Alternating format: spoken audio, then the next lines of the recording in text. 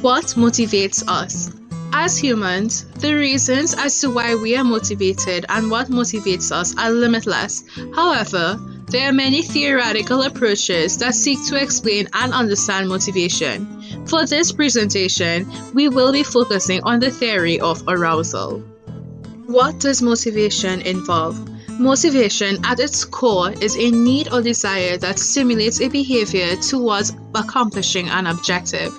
Motivation involves biological, emotional, social, and cognitive forces that influence behavior. Motivation frequently describes a person doing something. It is the driving force behind human actions. Cherry 2020. What is arousal theory of motivation? This perspective, according to Yerkes and Dodson, 1908, assumes that humans have a desire to cultivate and sustain an optimal level of physiological arousal. Everyone has a unique optimal arousal level which they are motivated to achieve. This naturally creates motivation as we are inclined to maintain the level of arousal through specific behaviors. This graph illustrates the Yerkes-Dodson law. At the core, the arousal theory assumes that we are motivated to perform tasks due to the mesolimbic reward pathway in our brain. This is a dopamine system which is responsible for rewards and desires. This system links our natural physiological craving for stimuli with our behavior in order to achieve a goal. What happens when the arousal levels drop below our optimal arousal levels?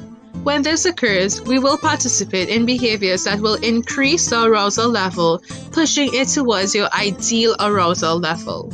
For example, going out with friends, engaging in a sport game, seeking activities that can give you an adrenaline rush, such as skydiving, bungee jumping, cave diving, and so on. And under-stimulation naturally increases motivation. What happens when arousal level rises above our optimal arousal levels?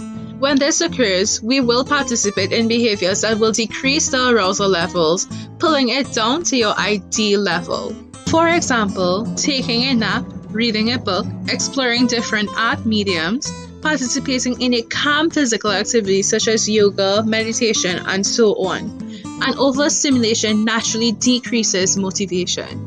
Simple, mundane tasks are easier executed because they do not require as much motivation and can be performed at any spectrum of arousal. Challenging tasks are better executed when your arousal levels are moderate or low, since you will require more motivation to complete it. For example, if you have an anxiety disorder, you can maintain a conversation with your friend over text message easier than you can make a presentation to your school assembly. This is because texting a friend does not require as much motivation to remain calm, whereas you will require more motivation to remain relaxed and focused to address the student. What's confidence got to do with it? Confidence can drastically influence your performance in tasks that affect your arousal levels. When there is a social facilitation, the presence of an audience when completing tasks with the purpose of adjusting your arousal level, you will perform better in tasks you are confident in and worse in tasks you are not confident in.